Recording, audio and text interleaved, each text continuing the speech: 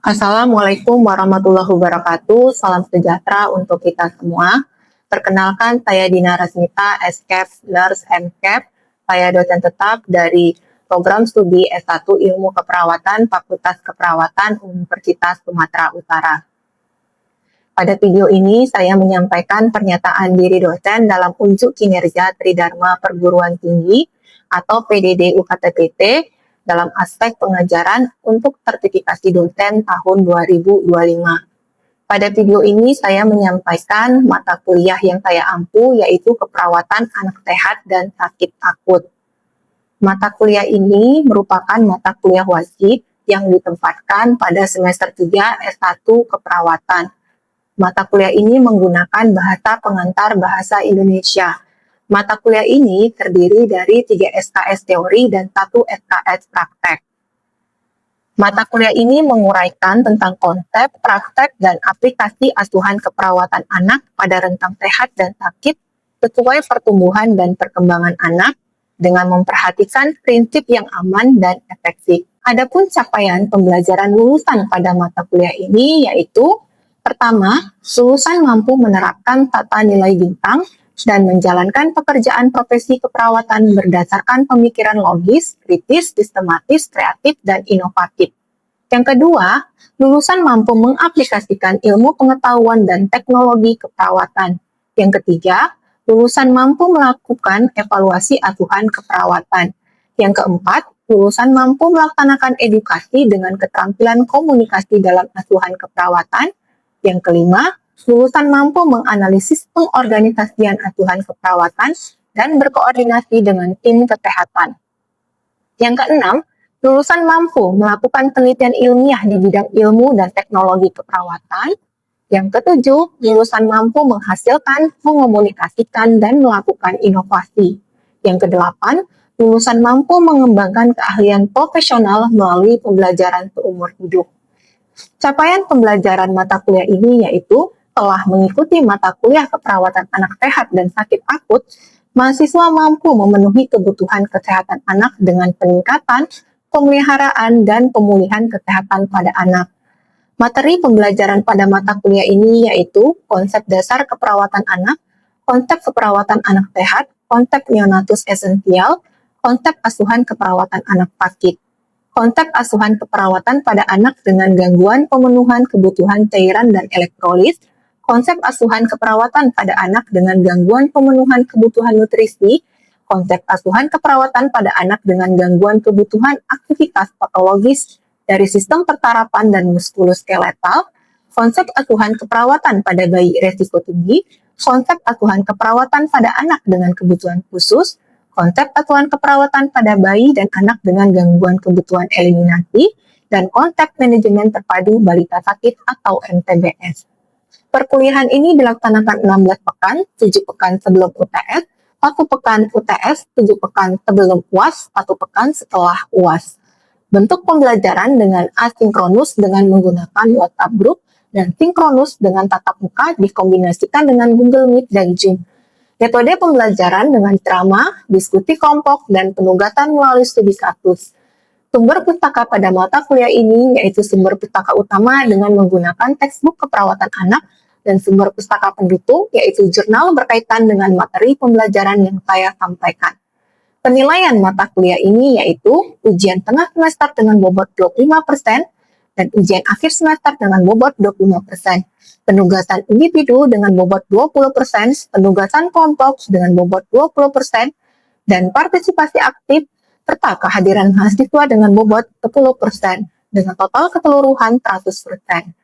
Demikian informasi mata kuliah keperawatan anak sehat dan sakit akut yang saya sampaikan. Berikut video pembelajaran tatap muka mata kuliah keperawatan anak sehat dan sakit akut yang saya sampaikan. Selamat pagi, assalamualaikum warahmatullahi wabarakatuh. Bapak, ini hari ilmu Ya, bisa baik semua ya. Nah, jadi hari ini saya akan menyampaikan topik pertemuan ke-14 ya tentang Family Center Care ya. Nah, sebelumnya saya akan mereview materi sebelumnya ya. Jadi materi sebelumnya itu adalah tentang konsep kencang demam anak, epilepsi, meningitis, encephalitis, hidrosefalus pada anak, ya. Kemudian juga ada asuhan perawatan jantung lam, epilepsi, meningitis, encephalitis, hidrosefalus pada anak, ya. Itu materi kita sebelumnya, ya. Jadi di pertemuan ini saya akan menyampaikan tentang family center care. Nah, setelah mengikuti pembelajaran ini, mahasiswa diharapkan mampu menjelaskan pengertian family center care, ya, atau FCC. Kemudian menjelaskan tujuan dan manfaat dari FCC. Kemudian menjelaskan komponen FCC dan menjelaskan prinsip FCC dan menjelaskan hambatan dan mendukung implementasi dari FCC, ya. Nah, sebelum kita masuk tentang apa itu FCC, ya, ada yang bisa menyampaikan apa itu FCC? Saya, Bu. Ya, silahkan. Siapa namanya? Nama saya Zahra Asteri. Ya, silahkan berdiri. Family Center Care adalah sebuah perawatan kesehatan yang berpusat pada keluarga, yang dimana perawatan kesehatan di Family Center Care ini melibatkan keluarga dalam pengambilan keputusan terhadap anggota keluarga yang sakit, misalnya anak-anak. Seperti itu, Bu. Ya, terima kasih ya atas jawabannya. Nah, yang benar ya, jadi bagus ya jawabannya. Jadi FCC itu apa? Nah, FCC itu adalah merupakan filosofi dalam perawatan anak, ya, yang menganggap keluarga itu sebagai bagian penting dalam perawatan anak dan mitra dalam perawatan anak, ya. Jadi ketika anak dirawat di rumah sakit, ya, orang tua ataupun keluarganya itu juga harus dilibatkan dalam melakukan perawatan anak, ya. Jadi kita tidak hanya fokus pada anaknya, tapi pada keluarganya juga dilibatkan dalam melakukan perawatan. Nah, apa sih tujuan dari FCC itu? Tujuan FCC itu adalah, yang pertama itu adalah meningkatkan pengetahuan, nilai, dan kepercayaan serta budaya pada pasien. Ya, jadi dengan dilakukan FCC ini, ya, maka perawat ataupun tenaga kesehatan itu akan menghargai, ya, pengetahuan, nilai, dan kepercayaan dan budaya pada pasien, ya, untuk dilibatkan dalam melakukan perawatan pada anak. Nah, kemudian yang kedua, pasien dan keluarga menerima informasi yang tepat waktu, lengkap, dan akurat, ya. Ketika kita mau melibatkan orang tua dalam melakukan perawatan pada anak, ya, jadi tenaga kesehatan itu harus memberikan informasi, ya, informasinya yang tepat waktu, lengkap, dan akurat. Kemudian yang ketiga, pasien dan keluarga dilibatkan dalam perawatan, ya. Jadi tidak hanya perawat yang sendiri melakukan perawatan pada anak, tetapi orang tua ataupun keluarga harus dilibatkan. Nah, apa manfaat dari FCC ini, ya? Nah, manfaat dari FCC ini adalah yang pertama itu adalah meningkatkan pengetahuan pasien, ya, keluarga, dan kepatuhan terhadap rencana perawatan, ya. Nah, ketika kita mau melibatkan orang tua atau keluarga dalam melakukan perawatan pada anak, ya, nah, kita harus berikan dulu informasi perawatan apa yang harus kita libatkan kepada orang tuanya, ya. Nah, kemudian ketika orang tuanya itu tahu ya manfaat perawatan itu untuk apa, maka itu bisa meningkatkan kepatuhannya terhadap rencana perawatan, ya. Kemudian yang kedua, meningkatkan pengambilan keputusan klinis dan komunikasi, ya. Jadi manfaatnya ini di sini kita melibatkan orang tua dalam melakukan perawatan anak, ya. Sebelumnya kita memberikan informasi, ya, informasi. Kemudian nanti orang tua bisa melakukan pilihan, ya. Apakah misalnya dia akan menerima informasi tersebut, atau misalnya nih ada anak, ya, yang akan dilakukan tindakan pengobatan kemoterapi, ya, kita informasikan dulu ke orang tuanya, ya, ke orang tuanya. Kemudian nanti orang tuanya yang menentukan, ya, apakah anaknya di kemoterapi atau tidak, ya. Nah, kemudian meningkatkan komunikasi, ya. Jadi setiap pengambilan keputusan, ya, itu bisa meningkatkan komunikasi perawat dengan orang tua. Kemudian yang ketiga, meningkatkan kualitas perawatan dan berkurangnya lama rawat inap, ya. Kemudian waktu kerja, ya, dan beban kerja perawat ini jadi lebih berkurang ya. Karena apa? Karena selama ini di rumah sakit yang merawat anak itu hanya perawat ya, keluarga sedikit untuk dilibatkan, bahkan kadang keluarga tidak ada ikut terlibat dalam perawatan anak ya. Nah, apa saja komponen dari FCC? Komponen FCC ini adalah yang pertama kekuatan keluarga ya. Kenapa? Keluarga itu adalah merupakan sumber kekuatan pada anak ya saat dirawat di rumah sakit. Nah, keluarga inilah sebagai pengambil keputusan terkait perawatan apa saja yang akan didapat anak selama dia dirawat. Ya, jadi nggak bisa si anak yang mengambil keputusan. Jadi harus keluarganya. Ya, maka di sini kekuatan keluarga itu sangat penting ya, dia dalam melakukan FCC. Yang kedua itu adalah menghargai. Ya, menghargai di sini perawat harus bisa menghargai apa yang menjadi keputusan dari si keluarga. Jadi kita tidak boleh memaksakan ketika kita sudah memberikan informasi, keluarga menolak, ya kita tetap harus menghargainya. Menghargai apa? Pengetahuan yang dia miliki, nilai dan budaya yang dia anut, ya. Pilihan, ya pilihan di sini.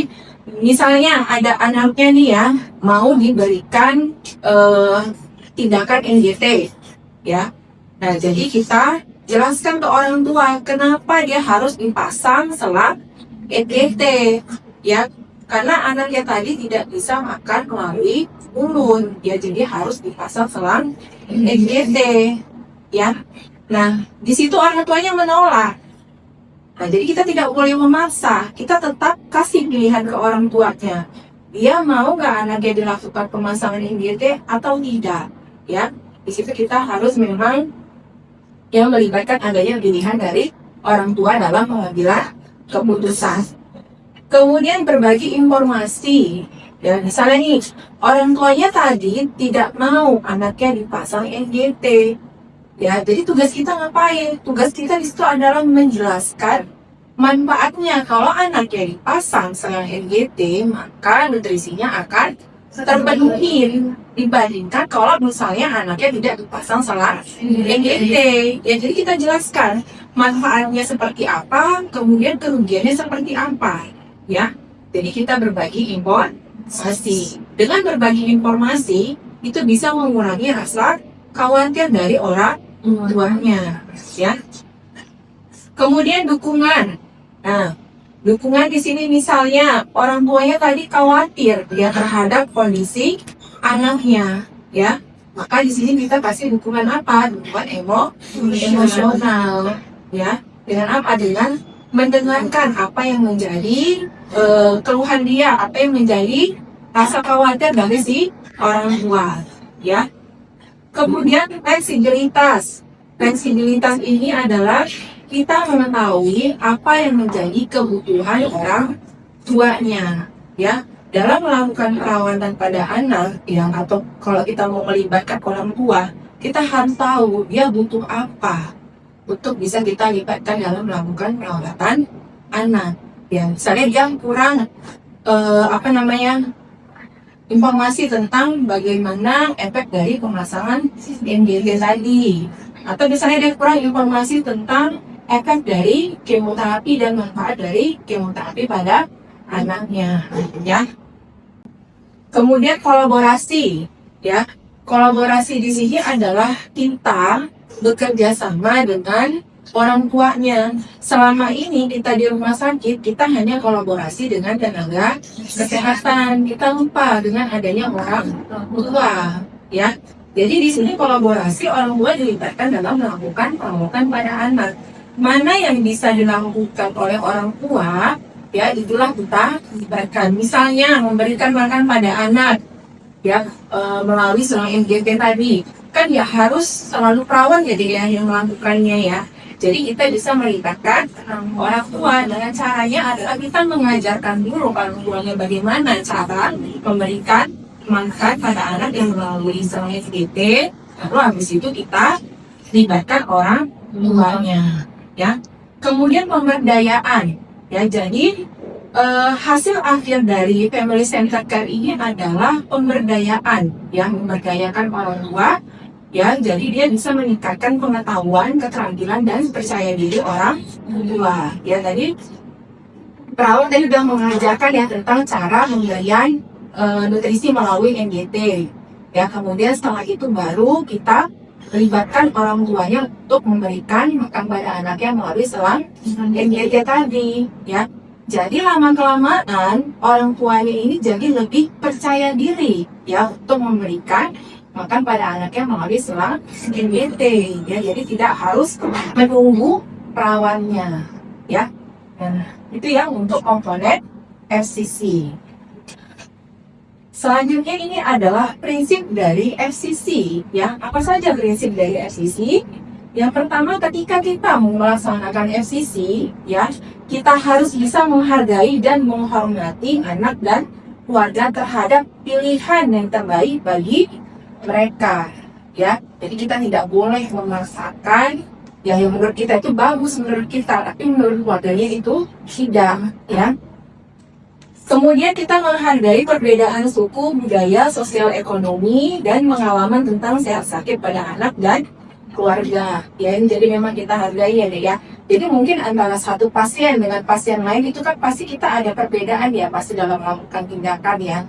Nah, itu tidak boleh ya dalam penerapan FCC. Jadi dia harus sama ya pasien satu dengan pasien yang lain. Jadi tidak ada membedakan dari segi suku, budaya, ya, sosial, ekonomi, dan agama. Kemudian harus mengkaji kelebihan keluarga dan membantu mengembangkan kelebihan keluarga. Misalnya nih, si ibu tadi punya kelebihan dia bisa menenangkan anaknya yang rewel dibandingkan kita yang perawat, ya. Nah, jadi kita bisa libatkan nanti ibunya ketika kita memasang infus, ya, kita libatkan ibunya untuk bisa menenangkan anaknya. Ya, jadi pun kerjaan kita memasang infus pun jadi lebih lancar, ya. Kemudian mendukung dan memfasilitasi pilihan anak dan keluarga, ya. Jadi kalau misalnya dia punya pilihan yang memang itu bagus untuk pengobatan anak, maka kita harus dukung dan fasilitasi, ya. Kemudian mempertahankan fleksibilitas, ya, mempertahankan apa yang memang menjadi kebutuhan orang tua dalam melakukan perawatan pada anak, ya. Kemudian memberikan informasi yang jujur dan tidak bias, ya. Jadi informasi yang kita berikan itu harus jujur dan tidak bias. Misalnya nih, nanti anaknya di rumah sakit itu diambil darah, ya. Kemudian datang lagi sejam kemudian diambil lagi darahnya, ya. Nah, terkadang itu yang bisa membuat orang tuanya jadi bingung kenapa anaknya bolak-balik diambil darah. Nah, disitulah kita harus jelaskan kenapa dia harus diambil darah lagi. Jadi informasinya tadi itu jadinya tidak bias, ya. Kemudian kita harus memberikan dukungan, ya. Jadi berdasarkan penelitian ya, orang tua yang anaknya dirawat di rumah sakit itu biasanya akan menimbulkan rasa stres, jadi ya, cemas, kelelahan. Jadi peran kita di situ adalah memberikan dukungan informasi dan emosional. Kita mau mendengarkan apa yang misalnya menjadi keluhan dari orang tua, ya. Jadi kita kan kalau selama ini yang perawat kalau datang kan hanya kasih obat habis itu keluar, ya, tanpa kita menanyakan apa keluhannya hari ini, bagaimana kabarnya hari ini, ya. Jadi itu kan salah satu bentuk dukungan emosional yang bisa kita lakukan kepada orang tua. Nah, apa saja hambatan dan dukungan dalam implementasi FCC? Jadi berdasarkan beberapa penelitian, banyak rumah sakit yang belum paham ya tentang penerapan FCC ini, ya. Nah, banyak rumah sakit yang misalnya nih ada anak yang akan melakukan anestesi, ya, sebelum operasi. Nah, orang tuanya banyak nggak dilibatkan, ya. Sebenarnya itu bisa dilibatkan ya deh, ya. Orang tua ketika anaknya di anestesi dia mendampingin. Nah, kalau di luar negeri itu sudah dilakukan, ya. Nah, itu ya terkait hambatan dan dukungan implementasi FCC. Oke, ini ada video ya bagaimana penerapan FCC yang bisa dilakukan di rumah sakit. Nah, ini video ini berisikan tentang bagaimana si perawat yang melibatkan orang tua ya untuk menenangkan anaknya saat akan dilakukan pemasangan NGT ya.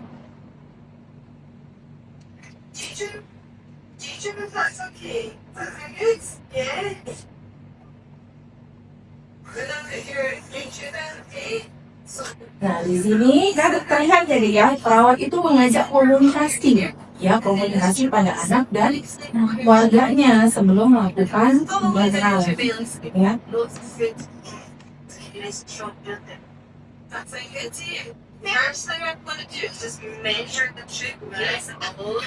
Nah, ini setiap tindakan yang dilakukan perawat, dia selalu mengkomunikasikannya.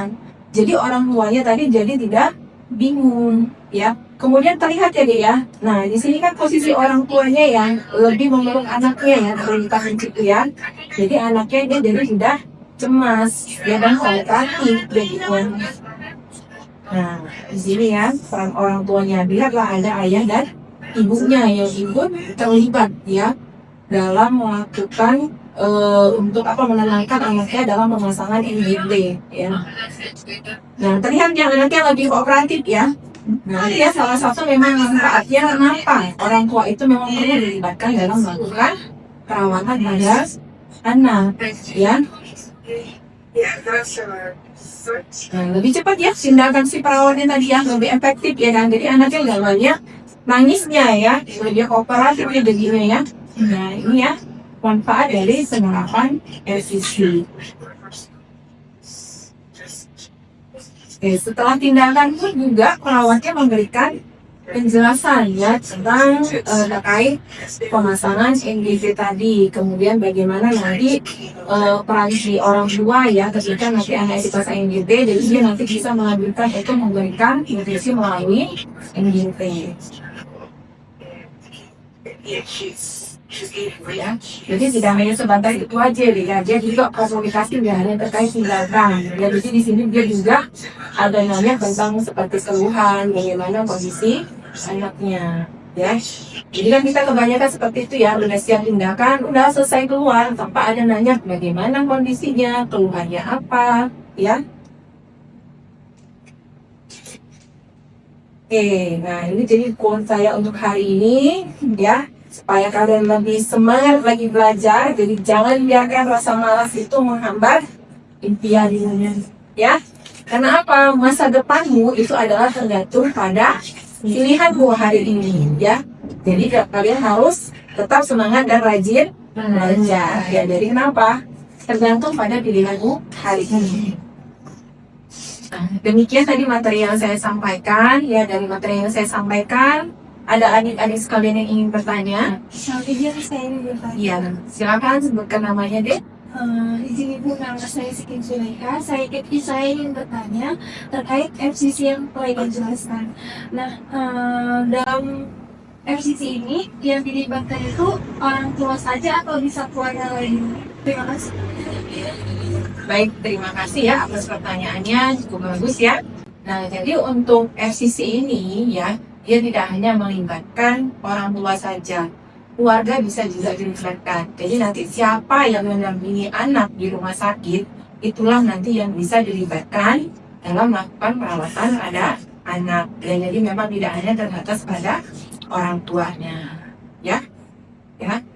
Nah, baik ya, nanti kita bisa lanjutkan ke pengerjaan kuis. Ya, jadi nanti silakan kerjakan kuisnya. Ya, silakan dikerjakan kuisnya.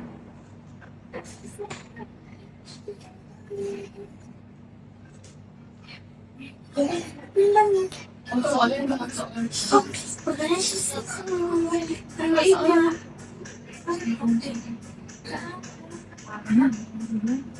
Ayo, jawaban yang pertama kira-kira apa?